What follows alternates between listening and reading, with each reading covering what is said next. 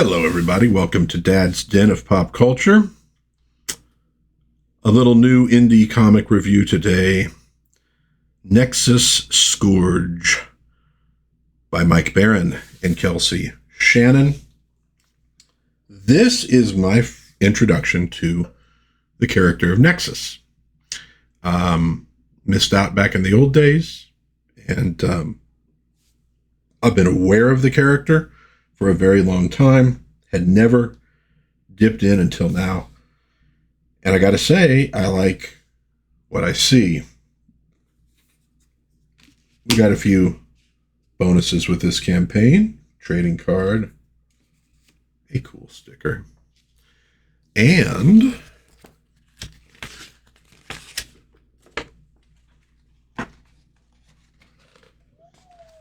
a poster.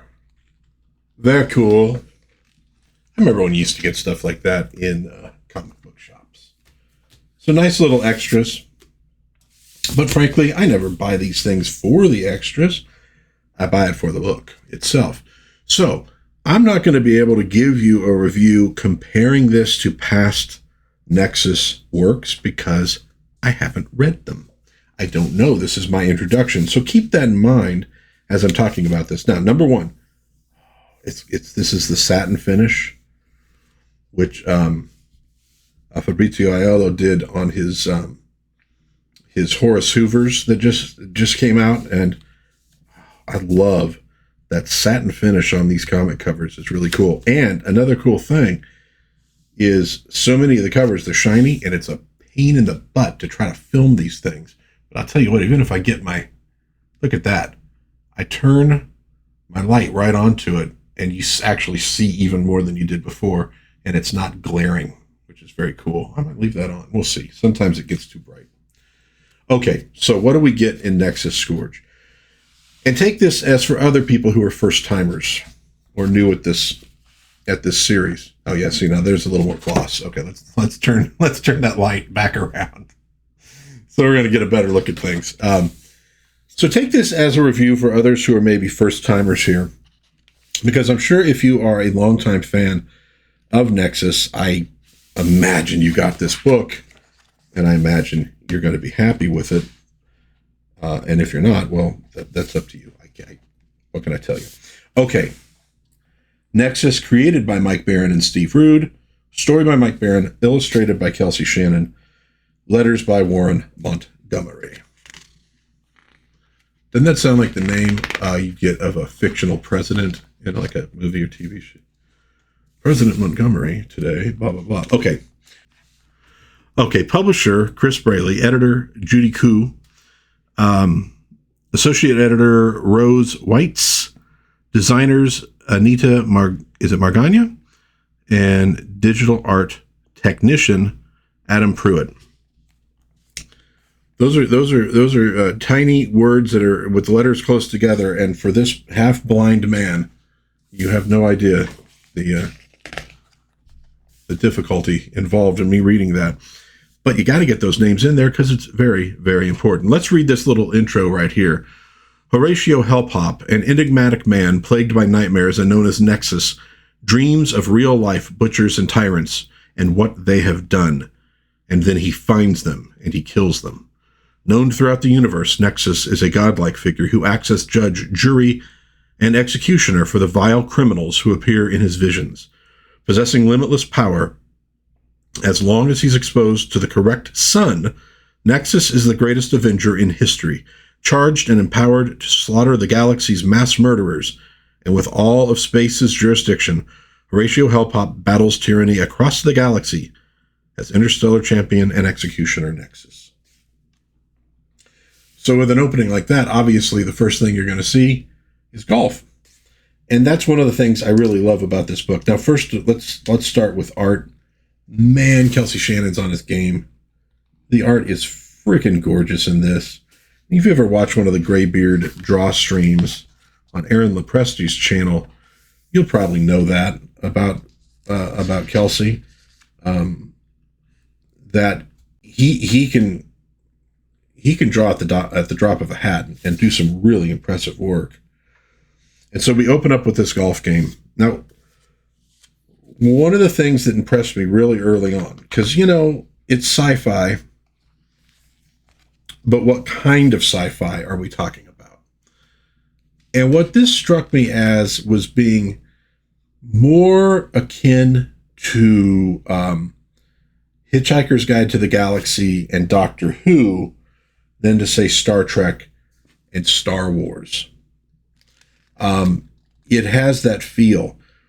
Now, this is about a seriously bad guy.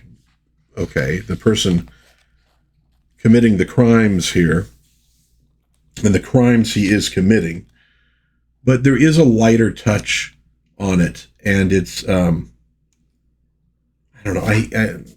The word whimsical is not quite right, but there's a wry sense of humor here, and there's sometimes an absurdist sense of humor here, and it's really good. It is funny, but it's not like you're laughing the whole time, and it's not quite the same kind of funny that you got with, say, Justice League International. It's also really smart, and that's one of the things I really enjoyed about it. Also, I've just recently read issues of the Badger from back in the 80s. And I'm like going, oh, I know who some of these characters are. That's rad. So you get this cosmic storyline with some funny asides, and there's a lot of depth to it. And not with necessarily a lot of dialogue. It's so much that's implied. And both Baron and Kelsey are really good at getting that implication through the art and through the dialogue that you do get. Look at that. It's really great. I'm not going to go through too many more pages because, again, I like people to just get a little sample and a little taste of what they're in for. But you can see, it's a gorgeous book. It really is. And it's a great story. And it gets you thinking. It gets you thinking a bit. And nothing wasted. Setups, payoffs. And it's smart enough that you always don't know exactly when you're getting set up and where the payoff is coming. So, like I said, I don't want to go too much further into it because I don't want to give away anything really spectacular. But again, my first introduction here to Nexus, and I am definitely a fan. And with the book, I got this little note that they're going to be putting out some of the original stuff. They're going to be reprinting it, but with Kelsey adding some color to the books, era-appropriate color. I love that. And they're going to be putting it out in a 108-page edition so people can experience what Mike Baron and Steve Rude did way back in the day. God, I can remember when 1981 was not that long ago. Son of a gun. And then they're also going to be publishing a new 64-page Nexus triplets graphic novel. And I'm in. I want more. I mean, for one thing, let's see what the back looks like. For one thing, though, and Rude is known for this, obviously. I'm a big fan of his art and design, but it's just such a beautifully designed character.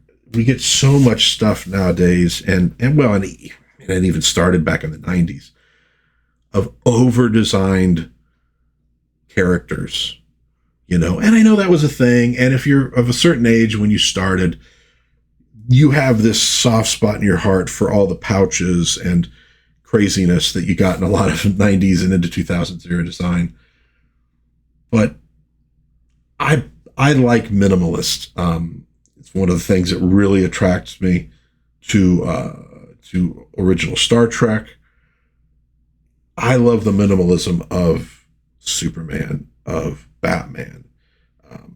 Frankly, even Spider-Man. You do get the webbing, but other than that, the large blocks of red and blue color, which I guess was supposed to be black initially, kind of like with Batman, huh? But I like that, and you get that here. It's not over-designed, and I think the over-design sometimes can sort of interfere with conveying the story through art. And I think if you look at some of the real masters of the craft, and I mean the craft of telling a story with comic art, not just good artist, but good storyteller. And you're looking at guys like Will Eisner, Kirby. I think you find that more, Ditko would be another one, that more minimalist design there. Alex Toth, really good example of it too.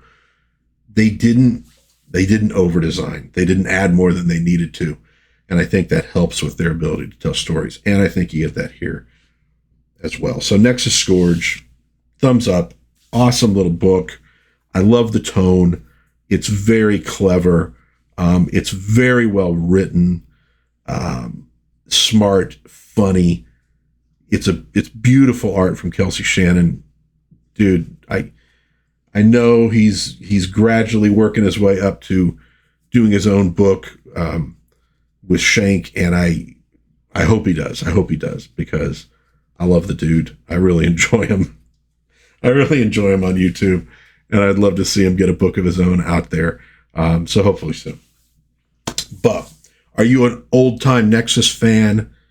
Love to hear from you in the comments, especially in terms, maybe if you want to talk about in the comments how this book, assuming you've read it, compares with some of the past work. Hopefully I'll be finding that out myself really soon when they get some of this, the reprint out of the original debut of Nexus. But I'd love to hear from you if you have read this book. I'd love to hear your thoughts on it, whether you liked it or whether you didn't like it. That's all cool, right? Nope, not going to go after anybody unless you start getting real nasty with your comments. I love to hear a discussion in the comments, pros and cons, etc. So don't be afraid to post something in there and think I'm going to delete it or scream at you. I'm not going to do that. I promise. Again, just keep it clean and no ad hominems, and we're really good. But if you have any questions about the book, let me know. I'd love to answer them if I can. If you enjoyed the video, please like, subscribe, share. The old boilerplate there. Until next time, though, God bless everybody. Please be kind to one another. Try to have some fun. Maybe pick up a copy of Nexus Scourge if you can find it. And tune in again soon to Dad's Den of Pop Culture for another pop culture review retrospective. I hope to see you soon. Bye-bye.